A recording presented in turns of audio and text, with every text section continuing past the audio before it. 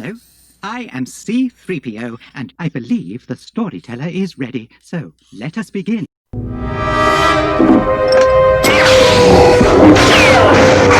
The first still we see in this final 20 of Return of the Jedi is Luke igniting his lightsaber, clashing blades with Vader, who's protecting Palpatine, and Palpatine maniacally laughing at the spark of Luke's anger. And I think we very quickly cut back to the battle ensuing on Endor. Yep, we quickly cut back to the Battle of Endor, where Chewie and some Ewoks fight some AT-STs and actually take one over. Yeah, that's right. Yeah. Cut back to the bridge of, I guess, Palpatine's ship, where he's sitting on his throne, continuing to taunt Luke. Luke is insisting, "I'll never be turned. Use your anger. You could be so strong with us." Kind of the same repetition we've been having all along, but now it's actually enacted with a lightsaber duel, which is heated. Yeah, so the taunting doesn't come quite yet. This is Vader and Luke. The taunting's a little bit after that. Vader's winded too. Oh, the fight's phenomenal. There's a great back and forth. It does get to a point where Vader uses saber throw for the first time, which is awesome. Luke goes into hiding at one point, and Vader tries to taunt him to bring him out. It's a phenomenal sequence. But back on Endor, the Han pretends to be an AT-ST pilot because Chewie kind of brings the AT-ST over like a good faithful dog does to his master. Look what I did. And Han gets inside and convinces the Empire to come out, and that's their way of finally breaking into the station. They go in, they set a bunch of explosives and blow the damn thing up. Back on the Emperor's deck, Luke has kind of struck down Vader, not killed him, but he now has the higher ground, for the lack of a less annoying expression.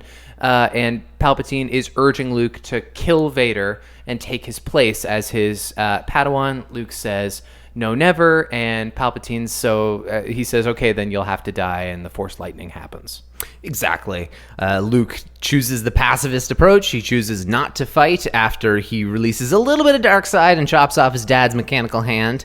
And in the process, by showing compassion and showing the light side of the Force being the right way to go, and ultimately throwing down his weapon, that is enough to convince his father that, you know what, I shouldn't let this old man continue to electrocute my son. I'm going to throw this old man down a really big reactor. So but as that happens, of course, he receives a very enormous amount of Force lightning from direct contact. He himself is mostly made of metal, and that is going to be his undoing. There's a huge eruption of evil force that kind of blows back after the murdering of Palpatine, and Luke kind of commits to dragging his father, hopefully, to his rescue. Yes, he brings him to the entrance of his shuttle, and they have a quick exchange because Anakin realizes that he is right about to die, and he wants Luke to take off his Vader mask so he can finally look upon his son with his own eyes. They have a nice exchange where Vader admits that Luke was right and that he wants to make sure he tells that to his sister as well. And then Vader dies, and we cut away to what's happening up in the sky, where Lando, as Gold Leader, is leading the squadron into the fray of the Death Star, and it's some of the best effects we have ever seen in an action sequence in the original Star Wars trilogy. It is spectacularly well done. And as we, of course, know, there's a whole lot of chaos, and it doesn't go great for some of the good guys, but ultimately they get the job done. The shield goes down, and they blow up the big bad Death Star. Death Star 2 is no more. Wedge and Lando fly out of there, and everybody's happy. We cut to a sequence where there's a celebration on Endor, and then they show a few other celebrations.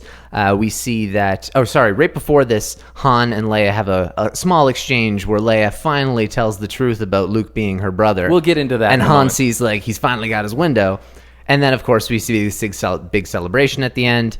And then Luke says, kind of does his little nod to his 3 Force ghosts, and we get our credits. Can we talk first about that hilarious exchange between Leia and Han? Mm-hmm. They look up at the sky. The Death Star has just blown. He says, "I'm sure Luke was not on there," as a kind of way to reassure Leia. And she's like, "I know, I can feel him."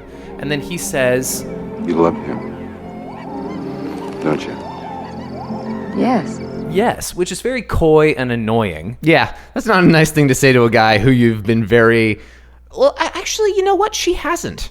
No, she hasn't led him on. Well, man, especially in the recent element, he's just been so skeptical that the princess would go for a guy like him. Right. As right, he said from the beginning. But it's it's hilarious and adorable. It is. Like when he says, All right. I understand. Fine. When he comes back, I won't get in the way. that's kind of sweet. But then the look on his face when she's like, you don't understand, he's my brother, is some of the worst acting we've ever seen Harrison Ford do. It's so goofy. But that's kind of what's good about it, because Han is a character who we do see the goofy side from him, Yep. but only when he's at his inability to control himself. He's a goofy character, and True. it's just a kind of a front he's putting up.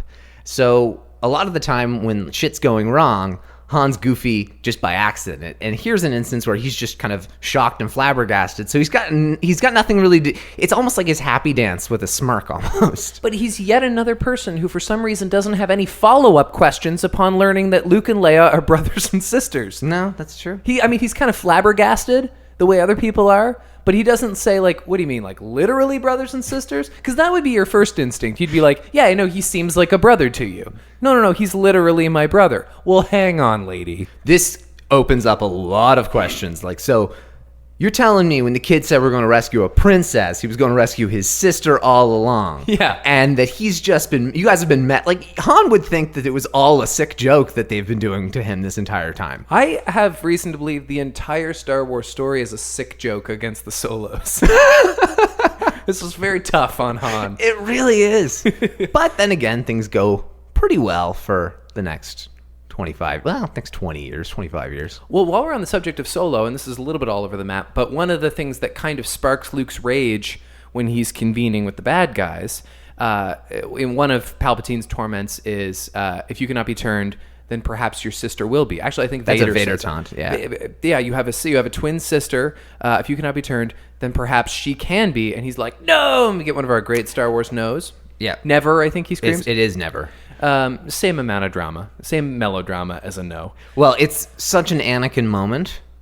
Yes. I love the way he fights against Vader from that point on, because he fights the exact way Anakin fights. Spastically? With just intense force and power. Yeah. And strike. I forget the form of lightsaber fighting that Anakin was specifically good at, but your specific strength goes on force. It's not dualistic. It's just It's the reason why he was the only one who could beat Count Dooku. Because see. Count Dooku was the best lightsaber duelist in the entire galaxy. Best swordsman. Yeah, swordsman. Mace Windu, you could also make the argument for. But the only reason someone could beat a guy like Dooku or Windu would be out of surprise in the case of Windu's case. Right. And for Dooku, just because pure force. Although no one had the skill to beat Dooku, you could overpower him. You could go faster. You could go faster and harder. And that's what Luke does in this scene. It's an untrained. Like the fighting when Anakin, right before he kills Dooku, I really see a lot of parallels. Interesting. Between those two. It's just one is very refined from someone who's been a polished Jedi and like king through the Clone Wars. Right.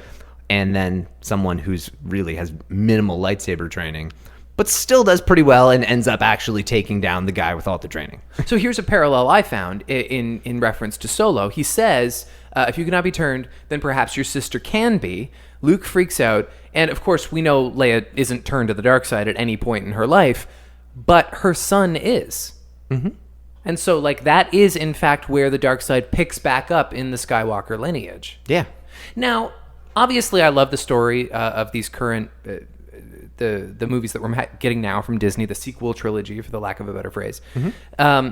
But doesn't it kind of undo the poetry of the end of this movie? Where in Episode 1 of Phantom Menace, which we're going to explore very, very soon, Qui-Gon predicts accurately that Anakin Skywalker will bring balance to the Force and rid the galaxy of the dark side, which he doesn't do until the final moments of Return of the Jedi by killing the Emperor. Correct you there. Okay. He says he will bring balance to the Force.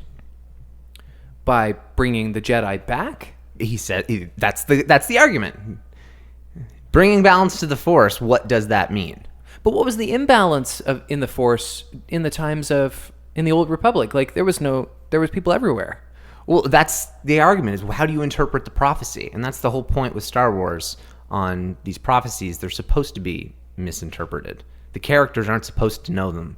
The characters are supposed to get them wrong, and even we're supposed to get them wrong, kind of. So with the case of like the Chosen One, all of the Jedi just assume balance to the Force means no Sith. But you're absolutely right on the notion of that doesn't make a whole lot of sense when there were no Sith, or they thought there were no Sith already. Right. That logic doesn't really align. It's also just better poetry. It's better storytelling if ultimately what Qui-Gon saw in Anakin was true, even if there was a whole lot of bullshit in the middle. Well, no, it absolutely was. Anakin does bring balance to the Force. Right, but then the dark side comes back. And No, that's the balance to the Force. No, Anakin, it's not. No, Anakin brings balance back. That's the thing. He wipes out the incredible imbalance that the Jedi have created. He brings it down to a simple light and dark, the way that the Jedi no longer was. He was the chosen one to return it to its roots. I guess. He brings it, it's really simple at this point. He removes all the hundreds and thousands of Jedi across the galaxy, and really we're left with a couple of each. I guess. I mean, it still leaves the Snoke question, which I realize is getting us like months and months ahead of schedule, but like ultimately, if the Emperor's gone and Vader dies a good guy, where was the dark side lying dormant for all of this time? Yeah. Well, that's why I like the notion of Luke's explanation of the Force in The Last Jedi. Yeah. I really think it blends well with the notion of the Chosen One prophecy aligning more to a balance that is equal in light and dark and not just like overwhelming light. Right. I think it's kind of nice in the way that they've picked that up in the sequel trilogy. So I think they're doing a good job in that regard in keeping and not kind of disrespecting the end of the Return of the Jedi that does without a doubt end the saga. You can end the saga on Return of the Jedi and it's wonderful. Yeah. You can keep going with the sequel trilogy, and I'm loving the sequel trilogy. It's great. But like you said, it is a nice wrap up. Well, I think even more so the character of Luke, who was not trained in any kind of traditional academic Jedi context, and in fact became the first Jedi after the extinction of the Jedi. He represents balance in that it's not like he's evening out the two sides so that so it's an even playing field. He is creating this person who has a moral compass, but isn't dogmatic and isn't rigid, because that's the problem with the Jedi Council is they're so rigid. Yep, and that's the way I interpret it. I don't know, and I don't believe there's anywhere in canon what the actual meaning of the prophecy is. I don't believe it is. Well, that's to be explored then. Oh, no, I think that's the point, though. That was, I believe, what Lucas was going for, and that it's not necessarily... Like, you don't need to make that as obvious. Although, in the Clone Wars, it's absolutely Anakin's the Chosen One. That part you don't need to debate about. Right. He's the Chosen One, and I don't get the arguments anyone has for Luke. Well, that's canon. What? Clone Wars. Well, yeah, but there are tons, and that's the thing, like Obi-Wan in Rebels, for example. He believes Luke is the Chosen One. Right. He no longer believes Anakin's the Chosen One. Okay. Well, because So- he's lost faith in Exactly. Anakin. Yeah. And so that's what's really great. The prophecy is different at all times to different people, and it can be interpreted in so many ways. I like the view. Such is life. Yeah. Yeah. Well, and that's what they go for. So Yeah. that's the way I like to interpret it, as being Anakin really did bring balance by wiping out all the Jedi, and balance in this instance, probably balance is a good thing by the Jedi's bad order. The Jedi Order was terrible at that point, but killing a bunch of people who were peacekeepers wasn't a good thing. Now, That was Anakin just misinterpreting, and Palpatine kind of, what's the word I'm looking for here? Manipulating what Anakin's interpretation of the prophecy could be. do you think that this movie, Return of the Jedi, actually I mean, we've talked a lot about this in the last 6 weeks. Do you think they actually achieved making Luke morally ambiguous like they clearly intended to? Because I don't. I think they missed the mark. I really can't answer that. I can't be objective. I think it's hard. I know it's hard. I mean, he didn't have a lightsaber that was either blue or red, and he wore black, which is kind of confusing. And I know there's some like myth that Mark Hamill wanted to don the Vader mask after Vader dies to keep the mythology alive. I don't think that's a myth. Well, and Mark Hamill had a lot of weird ideas about the did. direction of Luke Skywalker, but I think that like he's never actually seduced. He's never even tempted is really the word. That would have been kind of nice if there was a time, I don't know if it's at the end of Empire Strikes Back or when it had to be, but where he actually was thinking about it. I know what you mean, but the temptation is there. There is, when he's hiding in the dark, that's what the Emperor and Vader are taunting him with. Yeah. They feel his dark side, and that's why he's hiding. He's like, I don't want to use this. I don't want to unleash the dark side here. Right. And he's scared, and you can see the fear on his face. It's Mark Hamill's best acting in the entire saga. Yep. Except for in The Last Jedi, which is his actual best acting now. Before we get into quotes, I want to ask you my Padawan question. What are Emperor Palpatine's last words? Who? Palpatine's last words. Last thing he says before dying. So be it, Jedi. Nope. Is that it? No, it's not. That's what he says kind of before the chaos ensues. Like, that's where he finally realizes he's not turning Luke, so be a Jedi. The last thing he says to... Oh, is it the line he says about your lack of vision? That's a good line, too. I have that written here somewhere. Yeah, you're right. I He forgot says, it. your feeble skills are no match for the power of the dark side. You have paid your lack the of price vision." for your lack of vision, which is kind of a cool line. Yeah, here's another one after that. The thing he says after that is what I think we have to title this episode. Now, young Skywalker, you will die. I am a Jedi like my father before me is what we are titling this episode. No. I think now, young Skywalker, you will die has more layers in what happened overall in this. Oh, that's not a great line. I think So Be It Jedi is also a decent. I think So Be It Jedi is a great line. Yeah. I love that one. But I think that is one of the best lines of Luke in the entire damn... So corny. Though. It is corny, but you know what? Luke's a corny character. Yeah, he is. Yeah. And it really is a power line. Yeah, you also hinted on just for once, let me look on you with my own eyes. Yeah, That was- I love that it brings back Anakin even more. Yeah. And although I don't believe Return of the Jedi was referring to Anakin at all, I do love that thought. If you can kind of headcanon it being about Anakin. Yeah. So I really like that. I mean, like my father before me? Yeah, that's why I think that it carries a lot of weight. Like it's Luke, not just it's further cementing. No, that's he why- he saw the light in Vader. That's why I like Now Young Skywalker, You Will Die. The original Young Skywalker was Anakin. I know what you mean. Give me your Padawan question. Name every planet shown at the end of Return of the Jedi. Oh, that's tough. I don't think I got the first one. They cut to Tatooine next, and then very quickly to Naboo, and then to Coruscant, where they're very humorously taking down a Sheev Palpatine statue. Did you notice that? Mm-hmm. They're like pulling it down with some ropes. It's really funny. The Gungans celebrating. Oh, are they Gungans? Yeah. On Coruscant? Oh no, sorry, the Coruscant one. No, they're Gungans on Naboo. Oh, okay. Yeah, they're So what was celebrating the on first top one? of the tower. What was the first one they cut to? Cloud City or something? You got it. Yeah. Nice. I got one. There you go. Do you want to ask a night question? Sure. How many years after the Battle of Endor is Rey born? Okay, so Rey is the same age as Luke in A New Hope. So Rey's 19 in The Force Awakens. And it's a 30-year difference, so 11. That's correct. Yeah. It is. I didn't know it's exactly 30 years. I kind of thought that was just like a ballpark. No, it's kind of nice that it's a 30 years, whereas the other one is 19. It would be nice if Luke was 20 in A New Hope. That would have been great. Yeah, that would have been nice and tidy. But it's like 1 year between Empire Strikes Back and Jedi, I think, right? One between A New Hope and Empire, and 1 or 2 between Empire and Jedi. I'm not. No, it's less than 1 even on that one. Jedi Knight question. Jedi Knight question would be, what's the last line of the movie?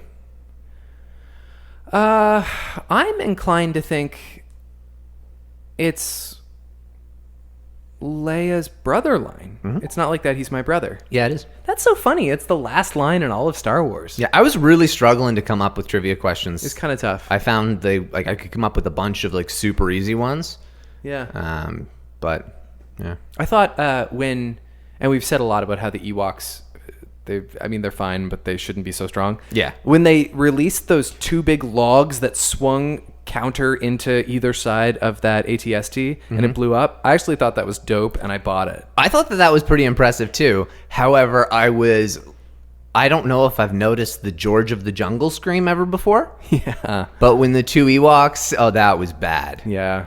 And when the AT-ST does the little like leg move, like it's like tripping over the logs, that's really, really corny. And then it falls over and explodes. Yeah, there's some heavy explosions. There's some really over-the-top explosions. Like when the station explodes, every Ewok and Rebel would have died. Yeah. That explosion was massive. Yeah, well, and my favorite explosion was when that ship kind of kamikazes into the Imperial Bridge. Yeah, that's great. It's great, but then there's like a weird slow-mo. It's only for like half a frame, but there's like a weird slow-mo before they cut, and it ruins the explosion for me. Oh, really? Yeah. No, I didn't notice that. It's just like, and slow-mo's never utilized, and there's lots of corny editing effects that are acceptable in Star Wars and Star Wars alone, but that particular one looks really out of place because slow-mo is never used in Star Wars. No, that's true. Yeah. It's very 80s. Yeah, well, there's definitely certain kind of things that would not be used in today's movie making go about. And that's the thing. Star Wars introduces new things all the time. So it's interesting you mentioned slow-mo there and flashbacks in The Last Jedi. And who knows what they'll introduce in Episode 9. Consistently, they find some new way to show us something the Force can do almost every single movie. I mean, you mentioned saber throw. Yep. And Force lightning, I think, right? Oh, absolutely. Force lightning must have blown people's gourds when they saw that for the first time. Oh, I can't imagine. That must have been a total game changer. Yeah. And is it ever deflected with a lightsaber in Return of the Jedi? No. See, like, when that's later done, that's even cooler. Yeah, that's pretty cool. The first time we see it in the prequels is Attack the Clones. Is it? With Dooku. Oh, Dooku does Force lightning? Yeah, Dooku does a Force lightning to Obi-Wan. He That's dumb. He absorbs with his lightsaber. I kind of prefer if only Palpatine can do Force lightning. No, Palpatine and Dooku can both do Force lightning. Especially especially Ross. I mean, we talked last week about how Palpatine thinks he's above lightsabers. He doesn't even need them to be strong. And you just finished talking about how Dooku is a great swordsman. Like, the sword should be his weapon. He shouldn't have this other thing. Yeah, no, that's fair. I definitely... I get your point on kind of lightning being like the primo thing, but I don't know. There's not that many Sith that there were the options for. In movies we've seen Dooku and we've seen Sidious. They both use lightning. Yeah. Vader doesn't have hands, so he can't use lightning. True. Oh no, he has one hand, but You sure? he does. He You're just right. has one hand. That's he all he uses it has. to pull himself up the beach a little Yeah, bit. exactly. I hate you. I hate you. He's got like a mouthful of cereal, Honey Nut Cheerios, like popping out of his lips. Like, gross son of a bitch. But what was I saying? Force lightning. We're talking. Oh about yeah, Force lightning. So he loves his Force choke, and he's only got one good hand, so Vader doesn't need to use it. Yeah. And Maul was never polished enough or strong enough with the Force to use it. So now we're at the Sith. I guess There's not that many people we could have chosen. No, I just think that Force lightning and then should be Snoke. exclusive. Snoke's a beast with it.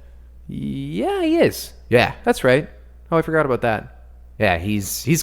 That's Force lightning was very cool in The Last Jedi. I'm going to give the accidental British award to Luke in this 20. Oh, He the used accidental British award. He used a little bit when he called the Emperor Your Highness, which, by the way, can we unpack that a little bit? Sure. It's the only time we ever hear that particular terminology applied to the Emperor, which, of course, is a monarchical term. But Your Highness is like, is it a backward respect from Luke? Is it condescending? Like, not condescending, but I see it as like not condescending, sarcastic? but yeah, sarcastic kind of in that way. His snapback sort of, Yeah. like Your Highness, Right. kind of so, like as much as you think you have the power over me, I'm just throwing away my lightsaber here. I'm giving you the power. You don't have it over me. It's just like you don't have it over me or my father anymore. I just feel like they kind of gave Luke this new stentorian way of talking when he's supposed to be brave in Return of the Jedi. Because, like, if you compare the way he talks in this movie to A New Hope, like, he's not whiny anymore, which is a good thing. Yeah. Because he's matured emotionally, too. lot. But his voice changes as a result. Like, that's kind of how they show that he's grown.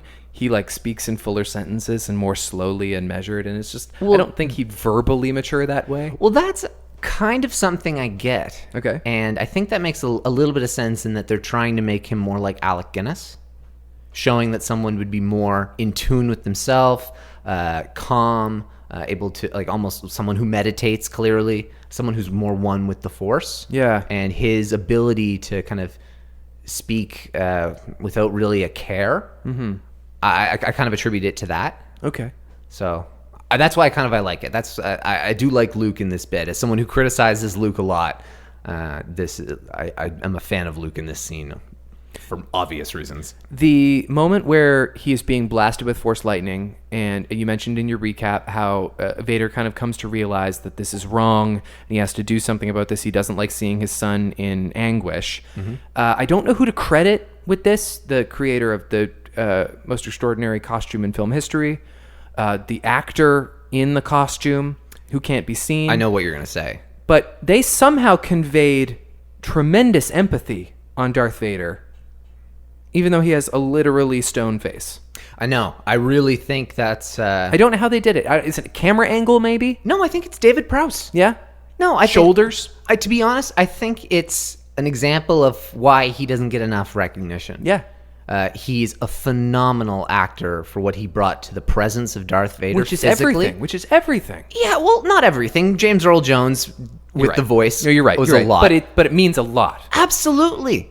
And we all love... But the thing is, though, we all saw what we did in like, Rogue One, for example. Such a badass Vader. And it can be done by other people. But that's not really the point. And, like, for example, like that's an incredible acting. Like you said, he's basically wearing a bucket on his head, and you can feel the way he's feeling. You can feel his the emotions. conflict. Yeah. Yeah, no, I think that's beautiful. I think he deserves near as much credit as James Earl Jones for helping to craft that character. I do too. That is iconic. And you mentioned he doesn't get enough credit, right down to the fact that he doesn't even get to play unmasked Darth Vader. They give it to this guy named Sebastian Shaw, who plays dying Vader and also Force Ghost Anakin. David Prowse was told he was going to get to be That the sucks. face. Yeah, I know. And I've seen his face. He could have done it. Was he too old? No, he's... Because Sebastian Shaw's pretty old. He's Scottish, so they wouldn't have been able to use his voice. Oh, they could have worked that out. No kidding, they could have worked It's that pretty out. easy. Darth Maul, they didn't use his voice. Or he could just put on a voice. He's an actor. Oh, yeah, of course. I mean, there's so many different ways. We also just hire, let's, you know what? We need someone who looks ancient. Let's hire this 39-year-old to play this ancient emperor. Yeah. They were able to do things. I feel bad for David Prowse. He's still alive, right? Yep, he's still alive. He loves Darth Vader and loves Star Wars. That's and, nice. And has been great to fans. And he, however, does not get along with Lucasfilm or Star Wars management. That's interesting. So there were, I think, some issues with him and George Lucas. Well, I wonder what that could have been. I know. Yeah, so he's not someone I forget what. There was a good documentary on him as well. He's probably getting up there now, too. Yeah, he's pretty old. Yeah. But he is someone who loves the fact that he was Darth Vader, which I think is really cool. Oh, my God. Anybody who got to do that gets to own that forever. That's... Even Jake Lloyd. Sure he does. Yeah. I hope he does. Well, I hope. Unfortunately, I don't think he's doing that a whole lot at the moment. No, he's had a hard young life, but I hope he can come to peace with that. Yeah, 'cause that would be that's good. A pretty rare honor, and people would appreciate it. That scene where Vader dies is a lot more heartbreaking than I remember ever noticing it to be. Yeah? It's like pretty sad. Yeah, Luke's crying. Luke has a tear, although he doesn't form the tear on camera. No, They I know. Cut away to him, and then there's a tear. Yeah. So the reprise of the famous "I love you, I know" line. Great. I love you. I know. Flipped in the other direction between Leia and Han. That's charming. What it says to me is that they knew even then, just a couple of years after making that first movie, that already that line was a meme. Well, not a meme, but they knew that it was going to be a powerful line. It was a line that George Lucas... was it George Lucas? Yeah, Lucas and Kasdan. Kasdan didn't like it. Okay. And... Because he didn't write it. He didn't like it either time. Well, I don't remember. He probably was fine with it the second time, but Yeah. he didn't write it the first time, didn't like it. He liked what he had initially written, and I think Harrison Ford asked, like, Lucas, could I say this instead? And George Lucas was like, yeah, that works. I'm fine with Why that. wouldn't he like it? Well, because I think he the lines that he wrote for Han, he thought were some of his best writing in the movie. I can appreciate that, but objectively, it's a good line, and I actually think it speaks to Han very well. Oh, I think we obviously know it's one of the best lines in all of Star Wars. Yeah, it is. So, I don't know. Maybe it's because Han's Lawrence Kasdan's favorite character. And if Okay. he thought it was one of the most important lines Han delivered, I can get why that would bug Lawrence Kasdan to have Harrison Ford replace the line with something that he wanted. Yeah, I can appreciate that. We mentioned the shockwave that barrels up from the pit after Palpatine is killed. This big blue wave of energy, which is supposed to, I guess, represent the dark side kind of extinguishing their great light. Does that make sense? Is that the dark side kind of blowing up? Yeah. Oh, that's. Shouldn't it have been red? I don't think it's. I see that as it was the color of his lightning. Yeah. So I see it almost like going back to the notion of the Emperor not being like a real person. Yeah. So like almost like he evaporated into an explosion of his own lightning. Yeah. No, I like all of what you're saying. Yeah. But maybe the lightning should have been red. Maybe. Oh, I actually that makes a lot of sense. I think the lightning should have been red. That's a good point. My only other thing. I was about to say TIE fighters, for example, they shoot green lasers. And Yeah. X-Wings shoot red lasers. It's not all consistent. No, that's kind of interesting. Maybe I'm getting a little bit too hung up on the colors because Star Wars kind of inclines you to do that. Yeah, that's true. Doesn't Although really red matter. lightning would look pretty awesome, so I get why you would say that. It's ominous. Well, I mean, you could reason that the blaster on a TIE fighter is just technology. Yeah. But it's energy and force if it comes from the Emperor's fingertips. And so the color matters a little bit more symbolically. And also, I believe X-Wings and TIE fighters are made by the same company in the Star Wars universe. Right, Apple. General Motors. Yeah. I don't know the name of the company. Amazing. I know. One more nitpicky thing, Corellian Shipping Company. of course, which is just like a filmmaker decision, which was done strategically. I'm just not sure I would have done the same thing. When Vader, as Anakin Skywalker, breathes his final breath and he dies in Luke's arms, the score is a very subtle, acoustic, maybe harp version of the Your Imperial March playing in the background. A very soft, gentle version of the Imperial March, which is, of course, the song of evil, of the dark side, of badness in Star Wars. And I know it's significant and specific to Darth Vader, who has just passed away, and that entity, but I think it was symbolically wrong to use the bad guy music at the death of the great good guy. I won't leave you.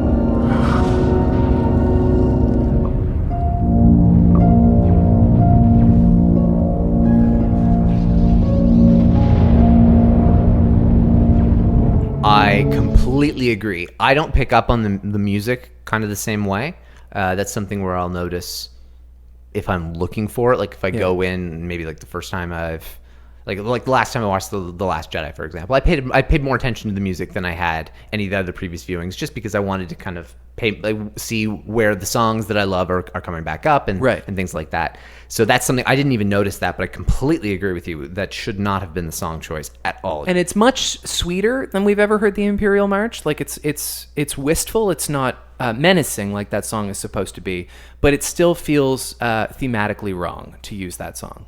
Yeah, no, I definitely agree. And that's something that, in retrospect, I think everyone would mostly agree on. My master question for you is not specific to this 20. It's just kind of general Return of the Jedi and Star Wars in general trivia question for you. Sure. How is Yoda's death different from the death of every other Jedi in Star Wars? How is Yoda's death different? I have a specific answer, but anything you can come up with that's true, I'll accept. Well, it's not a fair question because... Oh, no, Yoda is in the 20, so fair enough. That is a fair question. At least in the 8 existing Star Wars movies, how is his death different from the death of any other Jedi in a Star Wars movie? He dies of old age. Natural causes. Yeah. It makes me happy. Yeah. I mean, it would have been so much worse for the Yoda storyline if he had to die a martyr. Oh, yeah, you can't kill Yoda. I would not have been okay with that as a kid. It never would have worked. Yeah, and that always goes back to the reason why I like Yoda and R2 when I was a little kid, because they were the only ones small like me. Yeah. And so you don't want those characters to die. Well, the great tragedy of Yoda's life is he had to spend so much time alone. We don't need extra tragedy on Yoda. Well, part of the great tragedy of Yoda's life is that he... Failed? Yeah. Yeah. All he did was good. Yeah. And he failed. Yeah. And that's what makes the character so phenomenal, is that he's still able... He was able to train Luke enough to keep it going. Right. Right. My master question: who does Richard Marquand play in this movie? No kidding. The director of Return of the Jedi. Mm-hmm. He was in this 20? He was in this 20. Okay. Who might... He was one of the Red Soldiers, maybe? No. No? That's a reasonable guess, though. That would have been fun. That's who I would have put myself as. No, he gets the shit kicked out of him, and he gets murdered by the two Ewoks who jump in his ATST. Oh, okay. Yeah, so he's one of the two drivers. He's not the one who's thrown off. He's the one who's clobbered inside. Nice. Nice. How come JJ hasn't put himself in a Star Wars movie? Maybe he will for Episode 9. I don't know. It's a good point. Ryan Johnson was in Rogue One, and Gareth Edwards was in The Last Jedi. That's right, yeah. Ryan Johnson's face wasn't in Rogue One. He had one of those big laser operator helmets on, the ridiculous black visor ones. Yeah. And so I think he blew up Jeddah, maybe. Do you have any more observations about this 20 or this movie in general you want to make? We said a few criticisms a few weeks ago, like this movie doesn't have a middle act, which I still think is true. But the final act of this movie is sensational, and the last 2 weeks of viewing have been so fun. It's like it's a true testament, I think, to the legacy of Star Wars and the yearning for it to come back since the prequels and to come back at all before the prequels. It really speaks a little bit to, I think, the last 40 minutes of Return of the Jedi, who really resolved it well. Yeah, I mean, it's a phenomenal sequence, and I kind of equate it similar to Rogue One in that way, where, well, not so much, because Rogue One, for me, the third act is phenomenal. It's just, it's phenomenal, but the first two really do lack comparatively, whereas this, there are parts in that first half on Jabba's sail barge that are as good or pretty damn close to the rest of Return of the End. Yeah. It's just kind of that lull in the middle where it's that 20 minutes that we focused on the Ewoks. Make that 5 minutes, and Return of the Jedi is definitely a better movie. Is definitely a better movie, more up there with Empire and A New Hope. Well, and it was like 10 minutes longer than the other two movies anyway, so it had 10 minutes to lose. Yep, and then there was a few other things they added in, and actually let's chat about those. Hayden Christensen, for example. Yeah. Do you know how they filmed that? No. They didn't.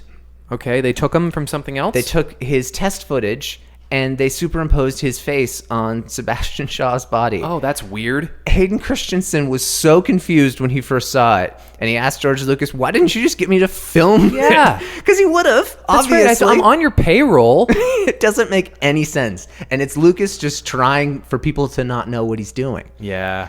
Yeah, he really should have been a novelist. Yeah, Honestly, almost. If he wanted to keep all the secrets to himself and then put a thing out that was completely his idea, he should have wrote books. Yeah. He liked putting out the fake stuff, though. Yeah. I don't know. I kind of get it, but like, that is so silly. Ultimately, I know people have an issue with Hayden Christensen turning up in the end of this movie. It's not perfect because, I mean, I guess that's the idea. That's when Anakin died as a young man, but he kind of comes back as an older man. Yeah, but Obi-Wan and Yoda don't know him. And the newly introduced canon way is that because they were the only two really who knew how to create themselves as Force ghosts, that they were essentially the ones who created and trained Anakin to create himself as a Force ghost. Oh, okay. Yeah. So you don't have an issue with it being Hayden Christensen? No, I don't have an issue with it at all. I think it's better because I don't think we do not need that version of Sebastian Shaw. No. Sebastian Shaw, we've never seen him with hair. No. So we don't need another version of the same Anakin. Just give me an Anakin I know. Well, that's right. It just creates yet another person playing this character. Yeah, which is just weird. It's very strange. Now, I obviously have no issue at all with the cutaways to Naboo or Coruscant being added in. No, I think those are great. I think Tatooine's is also added in too, right? Those are great. I believe those were added in at different points. Oh, okay. I believe in the 90, maybe not in the 90, one of the releases, I think. Well, not Naboo. No, I think one of the releases didn't have Naboo. Yeah. And then, so I guess it would have been that one. Yeah, the 90s release didn't have Naboo, but in 2004 they released it with Naboo. I think it's great. The only issues I have with it being with Naboo being in this movie is that Naboo should have been the planet they blew up in the Alderaan. Yeah. So it shouldn't still exist. No, that's true. Much less look exactly the same as it did in The Phantom Menace. And it just kind of serves to remind us that all these other planets we learn in the world building of the prequels were still out there during this saga we just watched and really not having any impact on it whatsoever. Mm-hmm. And that's kind of a blurry spot. I'm going to ask you a controversial question. Okay. And what's your favorite era in Star Wars? My favorite, like in terms of movies? No. What's your favorite era in Star Wars? In terms of which time period do you enjoy the potential for stories from? I still don't know if I totally understand the question, but I think my answer is Christmas 2015. No, that's not at all what I was asking. Sorry. Okay, how do I reword this? What is your favorite era within Star Wars the chronological order of Star Wars, starting back in the era of the Phantom Menace and the Old Republic, In what the age Clone of the Wars, universe? Yeah, and like the Empire and like the Resistance age and the First Order. Like, what's your favorite era in Star Wars? I mean, it's definitely before the original trilogy. I mean, I like a well Jedi'd galaxy, but I'm not crazy about the heavily politicized Jedi Council either. So I mean, I guess Old Republic. Yeah, that's fair. I mean, I think that's kind of a typical video gamer answer. Yeah, but that's an answer for actually a lot of people who were fans of the expanded universe. Yeah, a lot of people would answer it that way. For me, it's the Clone Wars. Oh, well, sure. Yeah, it's not even close. Yeah. As much as I prefer the movies of the sequel and original trilogy to the prequels, the era, the Clone Wars, hands down. I absolutely love it. You know a lot more about it than... You know so much about it. I do love some of the political elements. Anakin in the Clone Wars is one of my favorite characters. Yeah. You still have Obi-Wan in his prime. You have characters like Mace Windu brought in, who are phenomenal characters. Qui-Gon. The Emperor, like Palpatine. I prefer Palpatine to the Emperor. Palpatine is one of the best characters in Star Wars. Well, yes. And it just... That era has so much to offer. And I find that a lot of people... And I get why a lot of people like the time of the rebellion and the Empire. But... I think there are so many opportunities in the Clone War and the prequel era, and I'm so damn excited that that's what Disney is shifting to. Yeah. Because at Comic-Con this past week, everything Star Wars released was prequels related. Everything. Interesting. And I'm so stoked by that. So, I mean, we're going to talk a lot about the Clone Wars being saved, but what else do you mean? So I'll rhyme off a couple things here. There is obviously the Clone Wars is back. We're going to talk about that. But a couple books. So Thrawn Alliances. Great. That's a book. It came out on Tuesday, which is today because we're filming on Tuesday. We're recording on Tuesdays, but this podcast come out on Thursday. Yep. So you can go out and get that book now. And that book is the sequel to the first Thrawn book that Timothy Zahn wrote in this new canon book series. And in Thrawn Alliances, it's told in two different time periods. Timothy Zahn is head novelist for Star Wars. He is the pioneer novelist for Star Wars. So Timothy Zahn was the first author to write a Star Wars book. Okay. And he really, he created Thrawn. He created Mara Jade. He invented almost the expanded universe. He basically did. It's been his whole career. Yeah. He created Coruscant. Cool. Yeah. Cool. He's been doing this a long ass time. Yeah, well, I shouldn't say he created Coruscant. Coruscant was a created notion of George Lucas. He was the first person to bring it to Star Wars. Okay. So he played around on it first. Even before Phantom Menace. Exactly. Wow. So there are very cool things like that. Timothy Zahn, he's brilliant, and what I'm thrilled for is we're getting a Thrawn book where he has to work with Vader. The Emperor is making him work with Vader. Better yet, the other half of the book, Palpatine is making Thrawn work with Anakin. Wow. So I am stoked for that. They tell it in the two different eras. So that'll be super awesome. Another book that's coming out is called Queen's Shadow. Okay. So it's by E.K. Johnston, who wrote the Ahsoka book. And it is about Padme. Right. So it's about her transition from queen to senator. Okay, great. And so that comes out in March. We need to have a little bit more extra we need to have stuff a about Padme book. Yeah. It's about friggin' time. Kind of is, isn't it? I mean, when you think about all the way that they've explored these other characters, like, for example, Ahsoka having a book before Padme, and that, you have these characters like Rey and Jyn Erso and Leia, like all these other strong female characters, and Padme's really never been brought back up, and because she's the strong female character from the prequels, and the prequels have kind of been avoided, she's been kind of avoided as a result. Well, the character so. suffered from bad writing, and so big time. So did young Anakin Skywalker, but he was unavoidable. So they had to develop him, but you could kind of push Padme Amidala to the side because it was easier. Yeah, absolutely. And another book, which I am landslides the most excited for, and I'm super excited for Thrawn Alliances. But this one by Claudia Gray, who is on a roll with Star Wars books, Bloodline, Leia of Alderaan, Lost Stars. So her books are becoming probably the best received in the Star Wars community. And her next book is called Master and Apprentice, Qui-Gon and Obi-Wan. Oh, thank God. I am so excited Thank for God. this. That sounds great. That is a book I just want to crack open. That's my now. childhood. Yeah. That is what we grew up on. Yeah. Like The Phantom Menace, as much as those movies weren't good, that's the reason why probably the Clone Wars is my favorite era. It's because it's that prequel era, but it's when the best part of the prequels is, and It's just better storytelling in that world that's your childhood. Exactly. Yeah. That's the best way of putting it. It's better storytelling in my childhood. Oh, that's a great way of describing it. Yeah.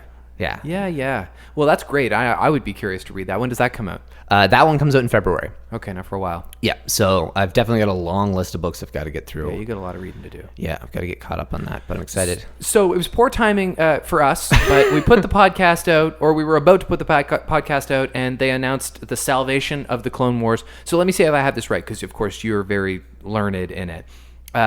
They're doing this show, The Clone Wars, under Lucasfilm. It's canon. They're doing it for like 7 years. And when Disney acquires Lucasfilm, they very quickly cancel the Clone Wars so they can create a similar show, which is Rebels. And people who had been watching the Clone Wars felt kind of jilted by that because the story wasn't finished. Very close. Okay. Yeah, so they had done 5 seasons. All right. And it was a Lucasfilm production. There was no such thing as canon at that time. Okay. So everything was a Star Wars property. Right. It was on Cartoon Network. It was hated at the start. Because the movie was garbage. Right. And the first season of the Clone Wars is a little rough. There are a couple good points. And second season, there's more good points and it's still a little rough. And it hits its stride in the third season. And the third, fourth, and fifth seasons are all incredible. And then, like you said, Disney purchases Lucasfilm and they cancel it to make their own show, to Rebels, kind of reintroducing that original trilogy era, wanting to kind of make their own mark. Dave Filoni was brought over and said, okay, no more Clone Wars. This is your new project. But they paid him a lot of money not to be too mad about it. Well, I mean, Dave Filoni, this was a massive career opportunity for him. I mean, he was already part of that Lucasfilm group, and the Disney purchase just stimulated that company. So this was just an opportunity for him to have so much more work moving forward that, of course, you're going to do it. But was a great. But he still had those episodes, so he had still written episodes of season 6 and 7 and 8. So they released part of season 6 on DVD and on Netflix. They called them the Lost Missions. They didn't even call it season 6. And then there were still some that were just floating out there in the world. You could find kind of like rendered versions of some of the episodes. Really rough cuts. Yeah, and you could find a couple of those arcs, but you couldn't find all of them. They turned some of the Maul episodes into a comic book, Son of Dathomir.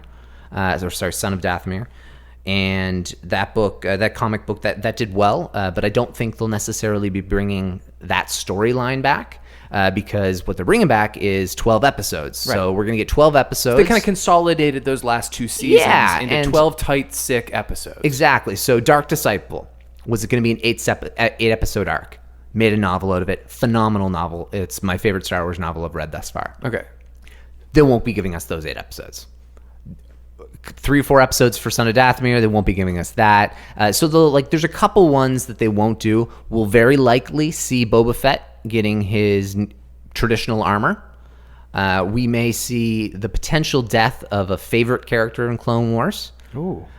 Someone that Cad Bane, he didn't make it through obviously until the original trilogy era, so people have been curious to know potentially what happened to him. It was that Boba Fett kills him in one of the lost episodes of the Clone Wars, so we may get that back and get an actual canon death for Cad Bane. Now, I heard it is believed that these 12 episodes will end bookending the beginning of the movie Revenge of the Sith, a la Rogue One: A New Hope. They will 100%. That's so exciting. 100%. And that was always the plan. See, that's really cool, but it's also different because the mediums look different. Yeah. Well, because it was always the plan, and it's really interesting. The start of Ahsoka, it involves Ahsoka on Mandalore, and she's fighting Maul, and this is happening during Order 66. Okay. So she's on a planet that is not governed by the Empire and is not part of the Republic. So Order 66, and she's What's not Mandalore. No, what's Order 66? Just kidding. So Order 66 is happening, but she's no longer a Jedi. It's not part of the Republic, that planet. So she's kind of in the ideal place. Mm-hmm. And so because she's there, her and Rex, who was Anakin's captain in his clone army, they both fake each other's death, and then they go off, and that's the start of the book Ahsoka. Mm-hmm. But because they're there helping the Mandalorians, Ahsoka does call for backup right before that. She calls for backup from Anakin and Obi-Wan, and they come and they help, but they are called away to go rescue Palpatine. So that is going to be the final arc we're going to see in these 12 episodes. It's going to be, I think it's called Siege of Mandalore or something. I can't remember. But there's going to be a focus on those Mandalore episodes. It'll wrap up the Ahsoka story that leads perfectly into that book. It'll wrap up Rex's story that leads perfectly into Rebels. And it'll wrap up Anakin and Obi-Wan that leads perfectly into Revenge of the Sith. It's the storylines that we've been needing for years and years. It could not be more exciting. That is great. It really is. Okay, well, I'm really psyched about it, and you promised that you would send me some episodes that I want to, because I don't know if I have the time to watch like 2 full series of television. But yeah, no, that's fair. But I'll handpick the ones that'll make it so that you'll want to watch everything on my list, and then you'll watch the bad ones too. Now, these are not coming until Disney releases their private streaming service, which is not until 2019. Yep. So that's going to get people hyped for episode 9. And there's going to be a couple Star Wars TV shows. So that's going to be crazy. We're going to have Resistance. We're going to have Clone Wars back for 12 episodes. I would love it if we got more than 12 episodes, but we won't. No. It's a shame. And Rebels is done now, too. Rebels is done. And they're starting this new show, which is kind of, at least it appears to be a bit juvenile. It appears to be younger. It appears to have a younger target. So if the Clone Wars is just below live action, then in Rebels is just below Clone Wars, I'm expecting another dip down. To be fair, still hopefully above Forces of Destiny. To be fair, the Star Wars movies, save Solo, have been much more dark and adult than the prequel trilogy. And so... Minus the slaughtering of younglings. Minus the slaughtering of younglings, for sure. So they might want to make sure they hold on to that young audience. Yeah. And that's the point, is... you can't create a show like Rebels that if you're targeting a younger crowd, you can't have it be 10 like a 10-season show. No. Kids age at different rates, and not everybody is going to be like me who watches this in their mid-20s. Right. They do have a large target that they're going for that is like 6 and 7-year-olds. Generally, yes. What else? Anything more in the news? Not too much. Before I switch on to the kind of last couple points, I do just want to talk about the trailer for a second. Okay. That trailer for Clone Wars was ridiculous. Unreal. Yeah. That was so incredible. I was doing my radio show, and I saw it come through, and I didn't really understand at first because it wasn't clear to me until I saw the word saved. I didn't really understand exactly what people were so excited about. And I figured you had seen it already, but I texted you just to be sure, and you were so genuinely elated. Yeah. I was so on cloud nine. I hadn't seen it before. The second you sent it to me, I was blown away. And then I watched the trailer, and I could not believe it. The fact that they're able to summarize the trailer even with an image is incredible. The Ahsoka painted clone helmet with her skin markings. That's just incredible. That's so cool. That gets me so jazzed. The animation's a little different. The animation's not really different. It looks a little different because the characters are all different. Okay. So the Clone Wars did a change, and I think it was after season 3, where they slightly updated the look of all the characters. Okay. So they made Ahsoka older, and they made Anakin's hair a little longer, and they changed some of the outfits a little bit. And so they've done that again. They made Anakin's hair longer, Ahsoka's taller. It looks more kind of in between what she looked like at the end of Clone Wars and what she looked like in Rebels. Is Ahsoka going to die in these episodes? No. Ahsoka, her book, the end of these episodes, Like episode 12 start of her book. is the start of her book. Okay, great. Yeah, so that's good. Or it's going to be the start of her. It's going to lead directly into that storyline. Great. Yeah, so no, Ahsoka is absolutely fine. Rebels and her storyline. Oh, she's in Rebels. Yeah, it's continued on through there. Okay, cool. Yeah, so besides Clone Wars, a couple small things. Greg Grunberg is coming back for episode 9, Snap Wexley. Fantastic. Who is that? He was part of, is it Poe's Black Squadron? Okay. And so he was Like one a of- Wedge Antilles kind of guy. Yeah, you would absolutely recognize Yeah. who this guy is, and he was just mysteriously missing from The Last Jedi. I was kind of thought about it after. I was like, oh, I'm surprised I didn't see him in there. Yeah. But they explain in the comics as to what him and a couple of the other characters were off doing. Okay. But he'll be back in episode 9. And 2 other releases. We're going to get a digital release for Solo on September 14th. Well, that's pretty soon. And we're going to get a Blu-ray release on September 25th. And we are going to get a book release on September 4th. A novelization of Solo. Yes. Do you think there'll be some revelations in that? Apparently, they're going to go more into, obviously, Kira's character and telling Sure. about her story and, I guess, her perspectives. Focus on Beckett as well. That's all I've heard, that those 2 characters are going to be fleshed out a little bit more. I love and Beckett. also Han's time in the Navy. Oh, that's probably good. Which yeah. is good. It was a little truncated. Yeah, they just skipped it. I love Beckett and I love Woody Harrelson. I'm not left with curiosities about him. No, neither am but I. certainly of Kira. They're going to do a comic book for him as well, for Beckett, which is, I think, a good medium. I think it's a good medium, but at what point does it stop? Like, Solo is already an origin story, and now we're going to do an origin story about a guy in the origin story? Yeah. And then there's going to be a spin-off about one of the older guys in that? This is kind of ridiculous. That's a fair point. It does get kind of down the rabbit hole when you do it that way. Yeah, but we're that's in the weeds here. But that is how you expand the universe. That's right, yeah. And it's things like Clone Wars that do that the best. Like a character like Plo Koon. Do you know anything about Plo Koon? I know his face is scary. Yeah. Plo Koon is actually, and that's a really interesting thing that you said his face is scary, because there was going to be a deleted episode in the Clone Wars that was lost, where it showed when Ahsoka was recruited to be a Jedi, and how someone came in. It was this beautiful woman who was like a very polarizing presence and said she was going to take Ahsoka off to become a Jedi when she was a little kid, but this woman was going to sell her into slavery, and Ahsoka escapes, and then Plo Koon comes. This terrifying looking, but so kind and gentle Jedi comes, and he brings her. And so he was very fatherly for her, and Anakin as well. The 2 of them were kind of her fatherly, brotherly figures. That's nice. And so he's a character you learn a lot about, and he's a wonderful character. And so when he gets shot down in Revenge of the Sith, that's so much sadder. Yeah. That's like so much sadder. Yeah. And so there's great things like that. There's people who don't have lines, and you get a couple episodes about that character in the Clone Wars. So I can't recommend it enough to listeners, and I think the 12 episodes coming back will get a lot of new people on board who have never seen the Clone Wars before, and that just makes me excited for all of Star Wars. I'm so excited to do a podcast about the Phantom Menace. Me too.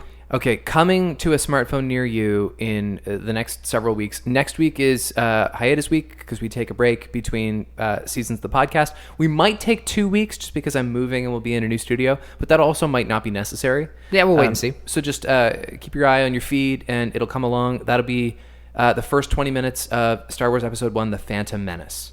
Ooh, we're going to see some cool things in there. Very, very excited. Send along your thoughts on this week's podcast. You can email us, recorder66podcast@gmail.com.